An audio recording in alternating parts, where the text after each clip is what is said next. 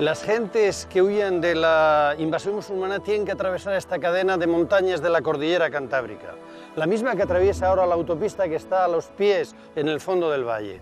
Con las gentes que vivían en estos valles se crea una población que organiza la resistencia. A partir de la resistencia, lógicamente avanzando la reconquista, que es la expresión de que hay una sociedad que no solamente resiste, sino que es capaz de organizarse creando instituciones. Fruto de estas instituciones y del poder que tienen es esta bellísima iglesia de Santa Cristina de Lena. Esta sociedad está en contacto con Occidente cristiano, y las corrientes que luego vienen de Europa, más las internas que encontramos en el prerrománico asturiano, dan lugar al románico de esta comunidad autónoma. Tanto la orografía como la lucha contra la naturaleza hacía que las condiciones de vida de los autóctonos fueran siempre muy duras. Sin embargo, habían sido luchadores por su libertad y contra los invasores, tanto contra los romanos, cántabros y astures, como contra los visigodos.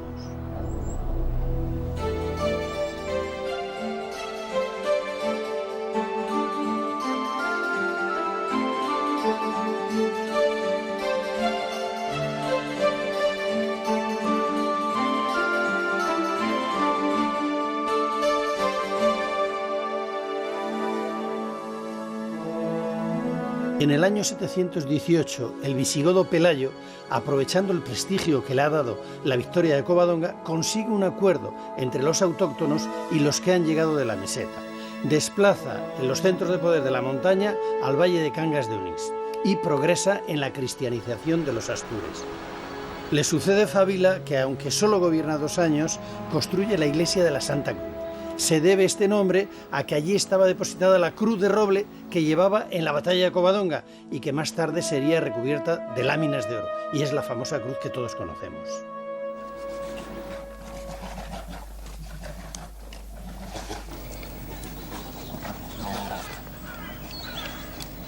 Había muchos osos en la cordillera cantábrica. Su caza era el ejercicio favorito de los reyes. En uno de estos pereció Fávila.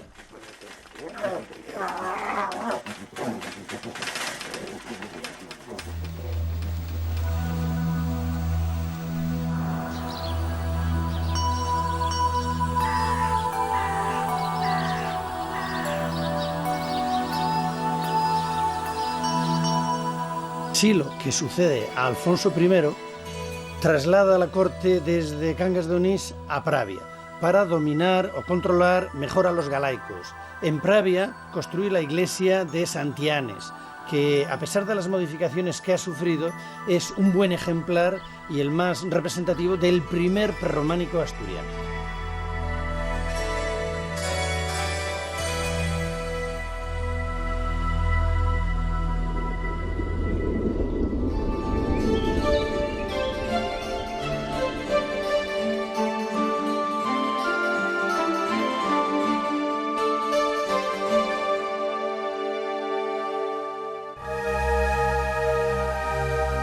Alfonso II el Casto es fundamental para la consolidación del reino asturiano. En primer lugar, traslada la corte a Oviedo porque es una confluencia de calzadas romanas. Tiene una gran relación con Carlomagno. Se da cuenta de que se ha hundido el reino visigodo de Toledo y entonces hace de Oviedo sede episcopal. Y además tiene la suerte de que aparece el sepulcro de Santiago durante su reinado, que confirma las ideas de Beato de Liébana y el patronazgo de Santiago sobre el reino de España. Su obra más emblemática es San Julián de los Prados.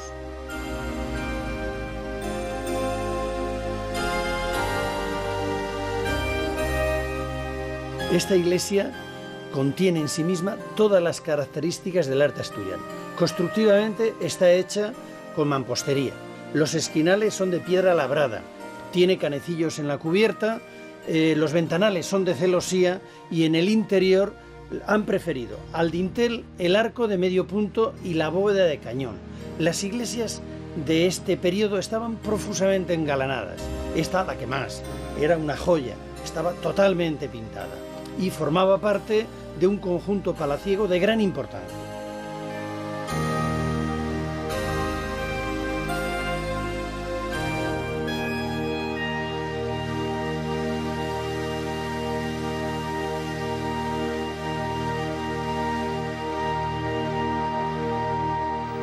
Tendríamos que imaginarnos esta iglesia de San Julián de los Prados recién pintada y en todo su esplendor. Alfonso II la mandó construir para demostrar que su monarquía era legítima heredera de la monarquía visigoda. Sus referencias, las referencias de esta iglesia a las basílicas romanas, con sus pinturas pompeyanas y también con su parecido con las iglesias toledanas, así lo demuestran. Quería impresionar a los diplomáticos, a los obispos, a los abades y a los dignatarios con esta construcción.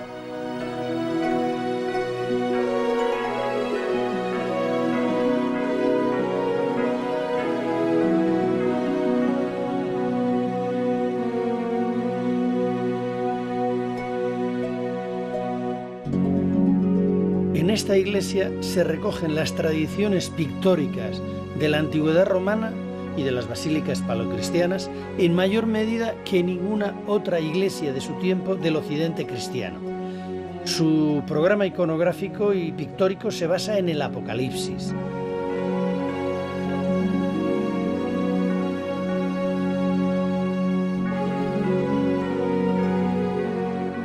La Nueva Jerusalén está en un monte. En la parte inferior está la muralla.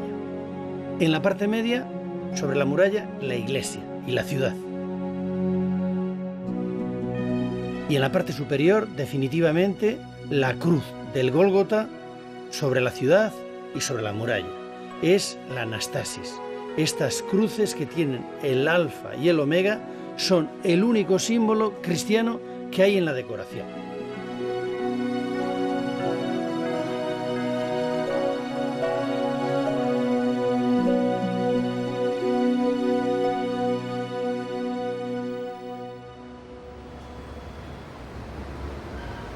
Al lado de la Catedral de Oviedo se encuentra San Tirso, muy admirada en su tiempo. Hoy solo conserva el testero del ábside con ventana de arcos de ladrillo y columnas de mármol con capiteles romanos reaprovechados.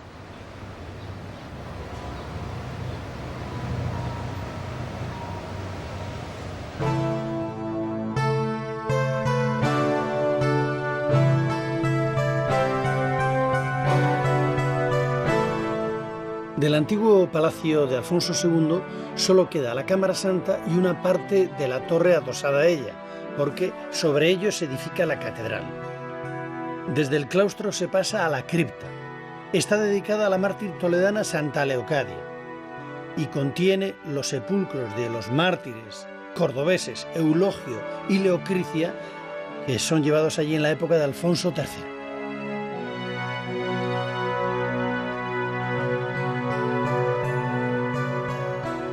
Sobre la cripta se construyó la actual Cámara Santa, abovedada también.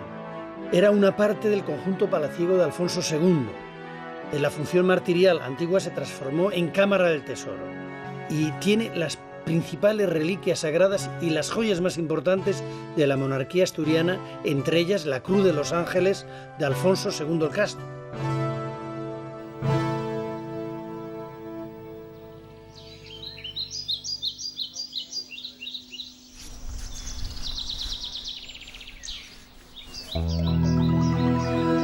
Santa María de Vendones está situada en el concejo de Oviedo, a unos 5 kilómetros de Oviedo en dirección a Pola de la Viana. Nada más verla nos damos cuenta de que se parece mucho a San Julián de los Prados. Todas sus características volumétricas, formales, constructivas nos la recuerdan.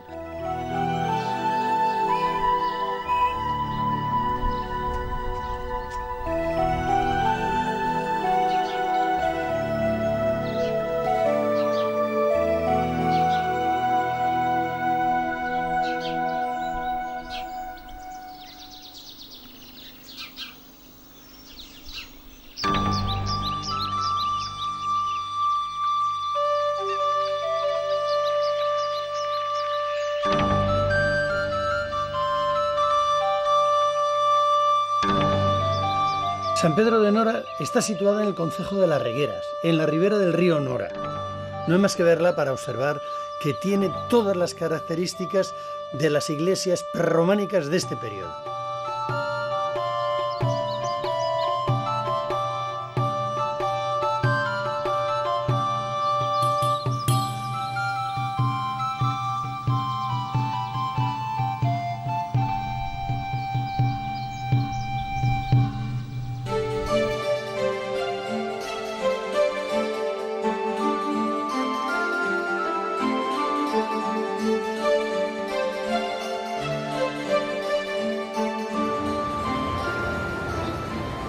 Ya está consolidada la corte en Oviedo y, lógicamente, en su expansión produce monumentos de gran valor en su entorno. Son los que conocemos todos como el arte ramirense, quizá el más famoso de todo el arte prerrománico asturiano. Y para el profesor Vango tienen una importancia añadida, que estas construcciones reales de Oviedo son la aproximación mayor que tenemos al arte de los reyes visigóticos toledanos, porque este ha desaparecido y muchos de los toledanos se fueron a Oviedo y construyeron este tipo de iglesias. Bueno, estamos aquí a los pies de Oviedo, tenemos una corte ramirense.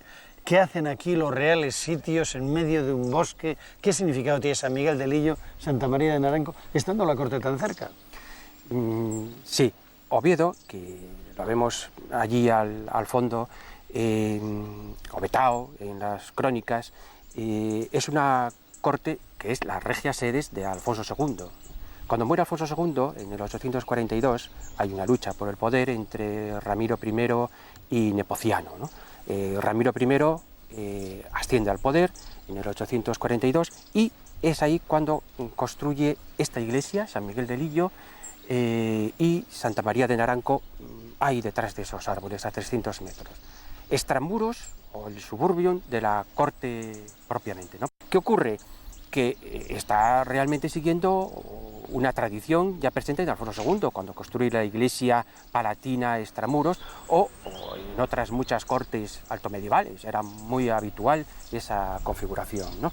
Estas iglesias ramirenses, ¿no?, en las cuales se califican en su época como una arquitectura que sobresalía por su esplendor, y lo hacen una referencia explícita, ¿no?, porque están abovedadas, ¿no? Están pintadas, están enjolladas. Están enjolladas, al modo, además lo dicen, al modo de la corte de Toledo, ¿no?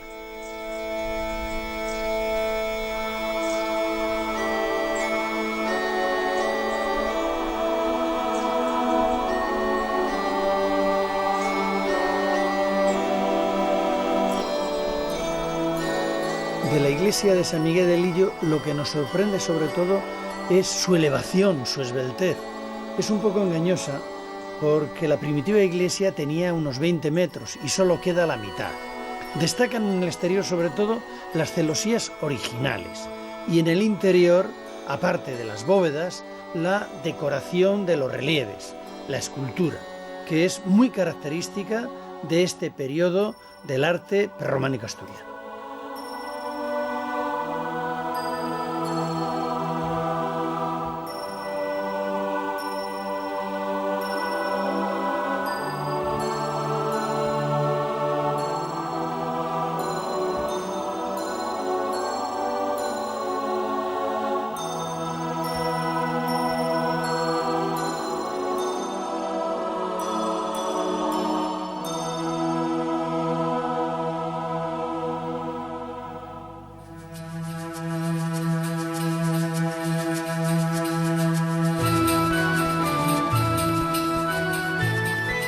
Santa María del Naranco es probablemente el monumento más famoso, más conocido, que más gusta, quizá el más representativo de esta época. No era iglesia antiguamente, era palacio de recreo de Ramiro, a la usanza de las arquitecturas palaciegas romanas. Este edificio tiene una gran elegancia, es muy esbelto. En el interior vemos que la bóveda se cubre con arcos fajones también, precursores del románico.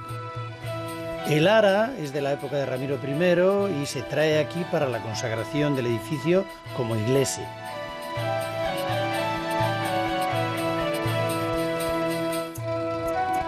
Las columnas tienen un soleado típico del arte asturiano y los capiteles tienen animales y siluetas de personajes bizantinos.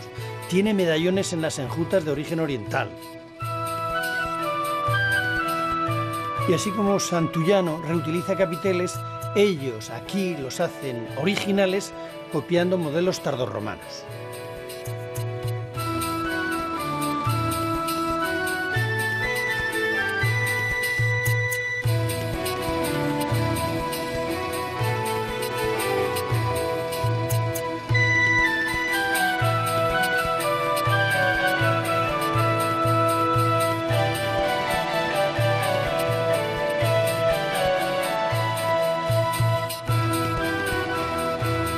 Para absorber los empujes de los arcos fajones y estabilizar la iglesia, colocan contrafuertes, en este caso elegantemente acanalados. El románico utilizará sistemáticamente los contrafuertes para absorber el empuje de los arcos. También utilizará criptas, como en este caso cuando tengan que salvar un desnivel en una iglesia o en una edificación.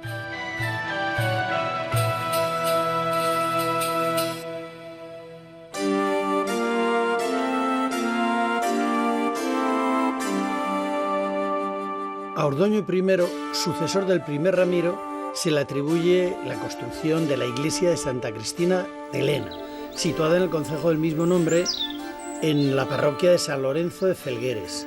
Está situada cerca de restos romanos anteriores. Hay una calzada romano-medieval que pasaba junto al templo.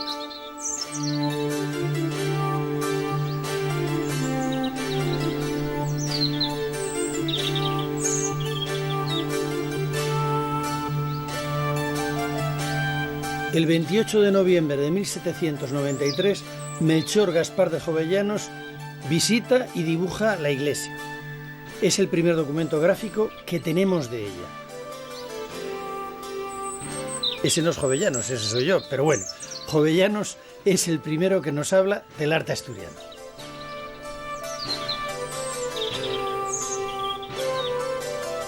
Más sencilla que las iglesias que hemos visto anteriormente, las capillas adosadas y los contrafuertes garantizan la estabilidad del conjunto. Los elementos decorativos siguen siendo estas ventanas triples y también las celosías de los ventanales de los hastiales. En el interior las bóvedas de medio cañón y una interesantísima estructura de arquería que sirve de separación entre el coro, espacio de celebración, y el resto del templo. Ahí se descolgaba un velo que ocultaba ciertos momentos de la liturgia. Esta arquería recuerda el ritmo espacial de la mezquita de Córdoba. Vemos también las clásicas columnas con el sogueado tipo asturiano, los medallones, y destaca el cancel, que es una pieza visigoda reaprovechada, muy ricamente labrada.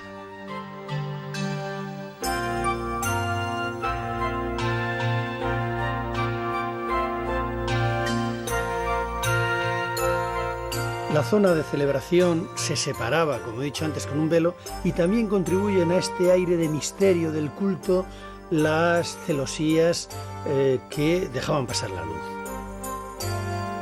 Los capiteles, que pueden ser o bien visigodos reaprovechados o de estructura cuboprismática de tradición proto-bizantina, pero muy típicos de este arte asturiano.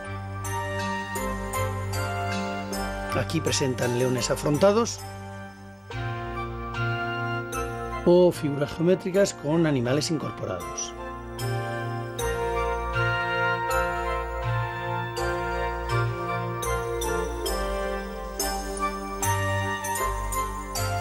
No se conoce con exactitud la función litúrgica de estos pequeños espacios vestibulares, pero protegerían de la lluvia y además ayudan a tamizar la luz.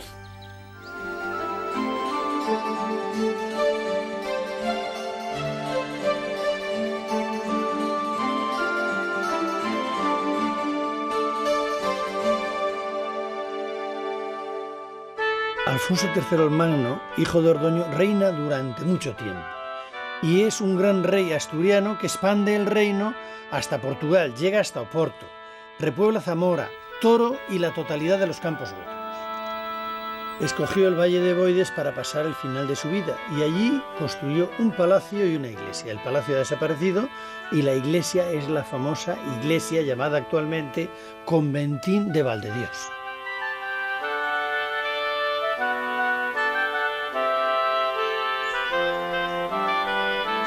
Esta iglesia constituye una síntesis entre las formas orientales de Lillo y también los de la basílica tradicional con techumbre de madera como San Julián de los Prados. Tiene en la decoración los elementos clásicos, la cruz, las ventanas de arco de herradura triples o dobles y sobre todo las celosías, unas celosías talladas con una calidad exquisita.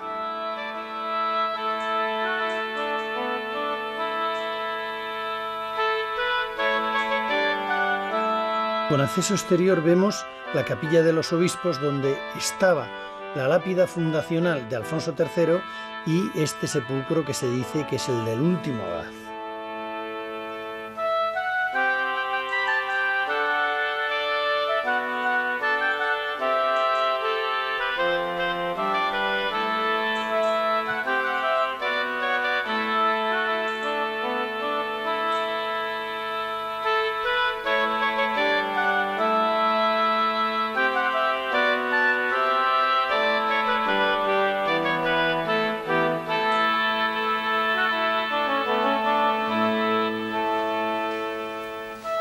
Estos monumentos del arte asturiano eran auténticos joyeros, pequeños edificios absolutamente ornamentados para albergar las dos grandes joyas, la religión en el culto y la corona, la monarquía. Desde el punto de vista arquitectónico ya son un alarde, porque la altura es enorme en relación con la anchura, abovedada, tiene empujes, pero la basílica se sujeta por las dos naves laterales también abovedadas. Han inventado un sistema muy interesante de contrarrestos que va a llegar hasta el románico, que están anunciando ya en su estructura.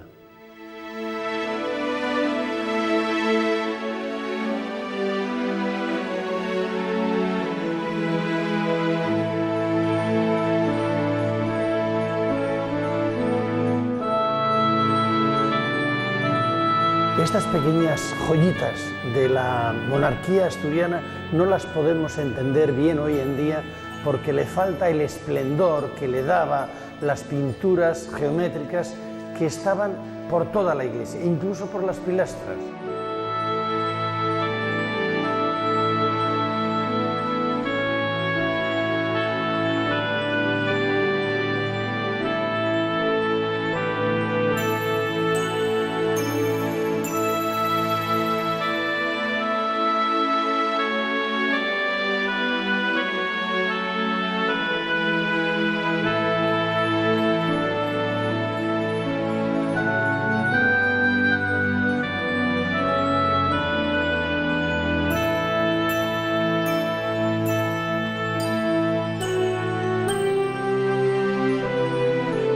San Salvador de Valdedios marca un punto de inflexión.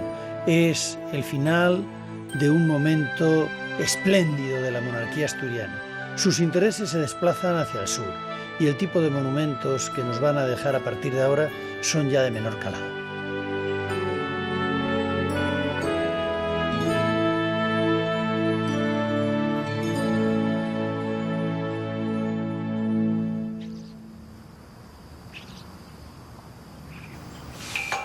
En la ciudad de Oviedo está una construcción interesantísima, de carácter civil, la Fuente de la Foncalada, que se atribuye a Alfonso III, y hay una inscripción que dice: con este signo se defiende al piadoso, con este signo se vence al enemigo. Se refiere al signo de la cruz. La misma cruz de brazos iguales, con el alfa y el omega, nos ha guiado desde Covadonga a través de todos los reyes asturianos hasta Alfonso III. Este regaló la Cruz de la Victoria a la Catedral de Oviedo. Alfonso III y su esposa Jimena no hacen otra cosa sino continuar la costumbre de los reyes visigodos de ofrecer a la Iglesia cruces preciosas. Esta fantástica cruz se ha convertido en el símbolo del Principado de Asturias.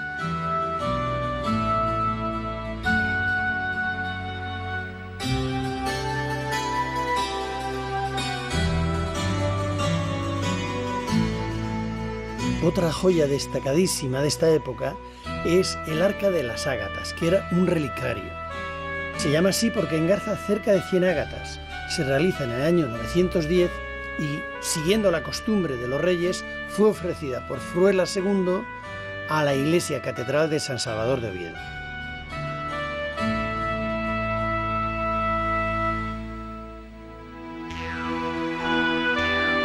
A la muerte de Alfonso III hubo una gran crisis porque el reino en su mayor parte estaba cerca del Duero, por lo tanto Oviedo había perdido importancia, la capital estaba en León y consecuencia de ello fue que las iglesias ya no tenían ni la calidad ni la suntuosidad ni la ornamentación de las que hemos visto anteriormente. Por otra parte, estas que vamos a ver están muy reconstruidas. Son iglesias más rurales, conservan una ornamentación similar, no tan rica como las que hemos visto, como las ventanas geminadas o las celosías. Esta que estamos viendo es la de San Salvador de Priesca, situada a pocos kilómetros de Villaviciosa, que fue consagrada en el año 921.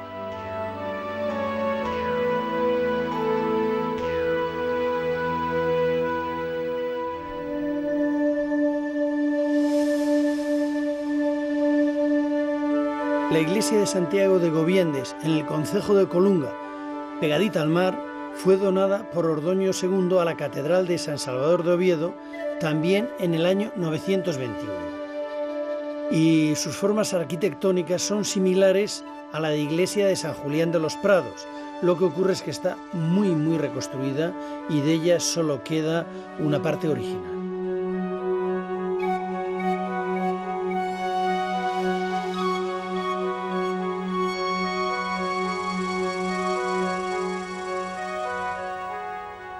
El prerrománico asturiano que hemos visto en este capítulo es un arte precursor, al igual que el carolingio es un arte de la realeza.